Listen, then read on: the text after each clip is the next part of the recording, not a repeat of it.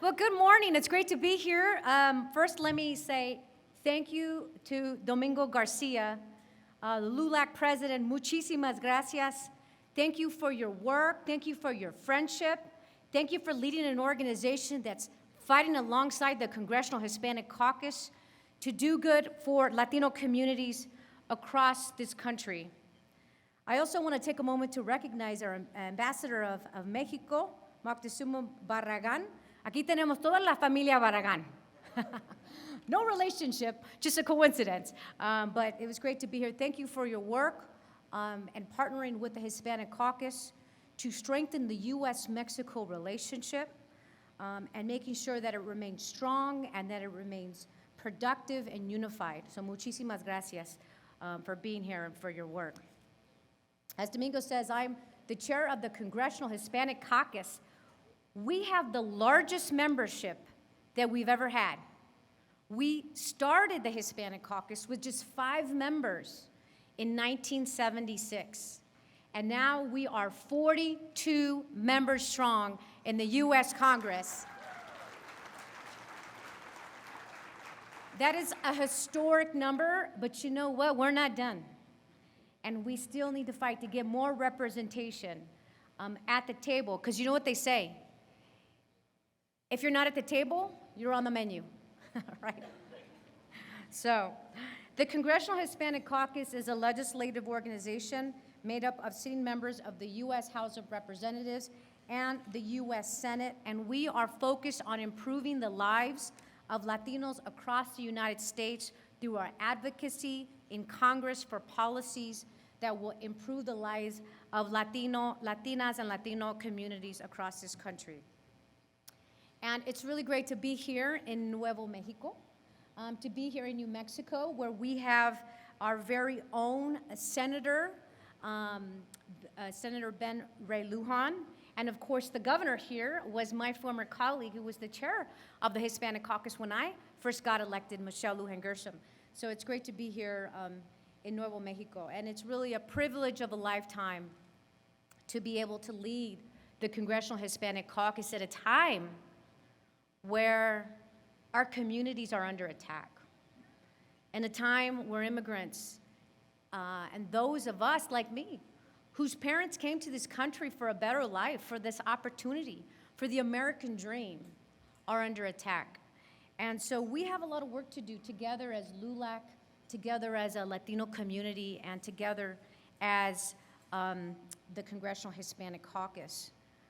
Now, people like to think and treat Latinos and Latinas as a monolith. They think that we're all the same, and that we have a singular identity with a common ancestry and cultural practices and hopes and dreams. But it really couldn't be further from the truth, right? There's a lot of diversity even within us.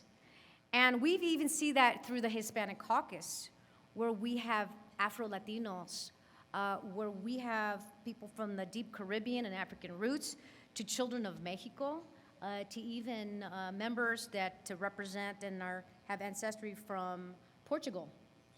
And so while we in the Congressional Hispanic Caucus are made of Democrats, even our views on the most pressing issues can differ. And so it's important, as we talk about unity in this theme of LULAC, that I, as chair, continue to find that common ground and that unity, not just within my own caucus, but across the aisle, wherever there is that opportunity to do so. And it really means that we have to dig deeper than we ever have had to find that unity. It isn't always easy, but the ties that bind us are much stronger than those that divide us.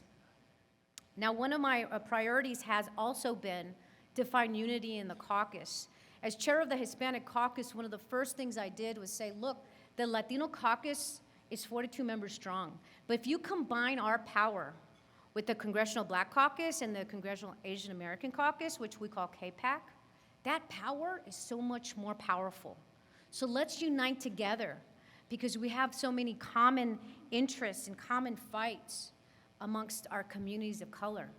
And so we have done a number of things, between doing interviews on MSNBC about our shared goals. We have taken the Congressional Hispanic Caucus on the road, something that I'm committed to doing. Why? Because we need to go into our communities and we need to make sure that we're meeting them there. Just think for a moment, LULAC right now is in Albuquerque. And in the past, it was in Arizona, in Phoenix. And where to next? You are going to where the people are. You are going to where you can make that impact, to talk about your work. That is what the Congressional Hispanic Caucus is now doing. We were just in Deming, New Mexico. Has anybody heard of Deming, New Mexico? It's a very small rural community here, not far from Las Cruces. And what is there? It's a growing Latino population where we need to engage more, where we need to tell people what we've been working on, but also to say that we see you and that we hear you, and making sure that we're doing that outreach.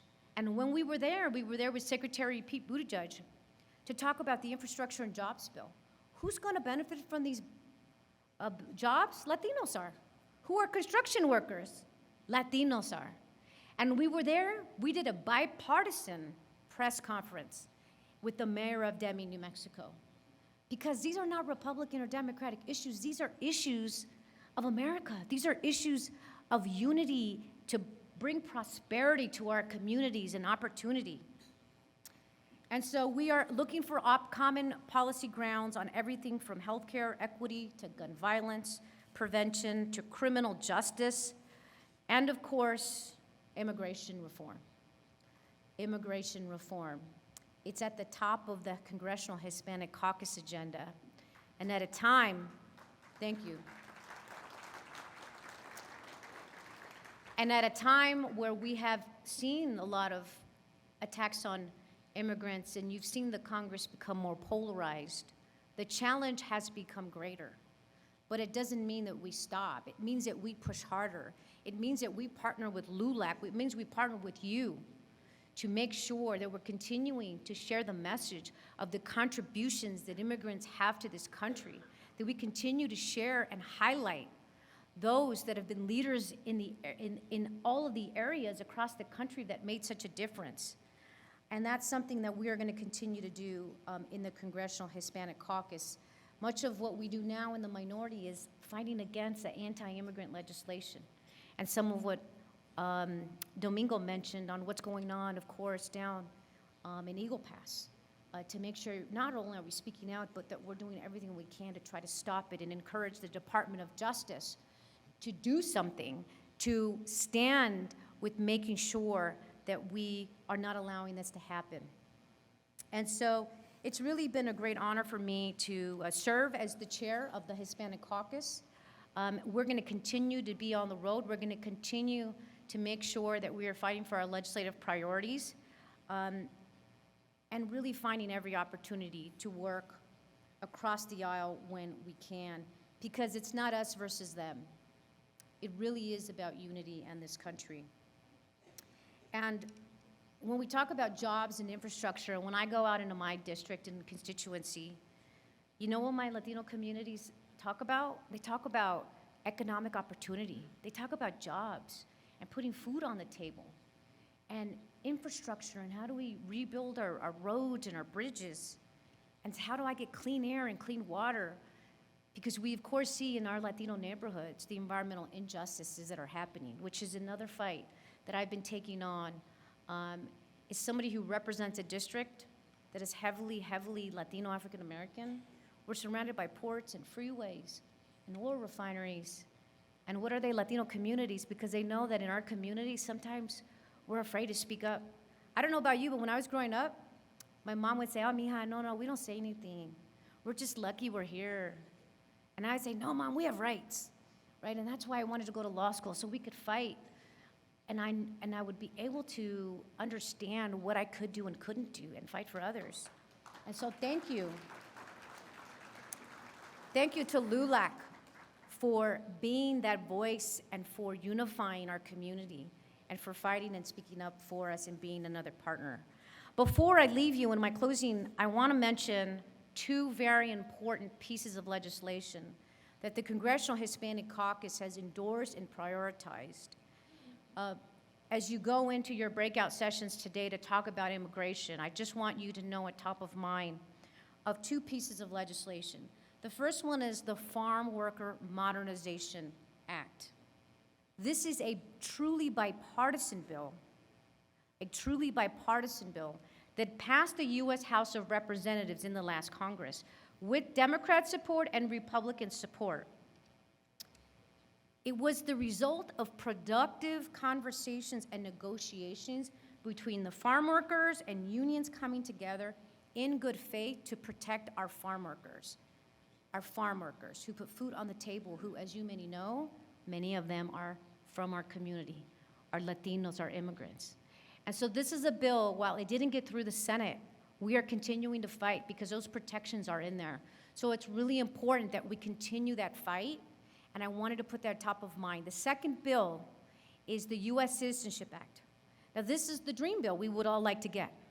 This is the bill that provides a pathway to citizenship for the 11 million. This is a bill that provides a lot of protections that we want. We have over 109 Democratic co-sponsors now, but it's a starting point. It's a starting point on a conversation on immigration. But we remain open to having a conversation about how do we get it across the finish line and what kind of negotiations. But that is a starting point that we think needs to happen so that negotiations can happen in good faith with our Republican colleagues across the aisle. And so with that, no matter what takes shape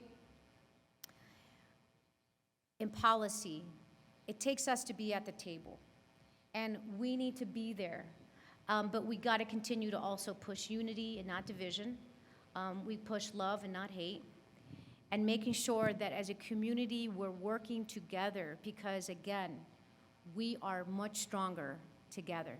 And with that, I thank you all a very successful conference and successful breakout sessions.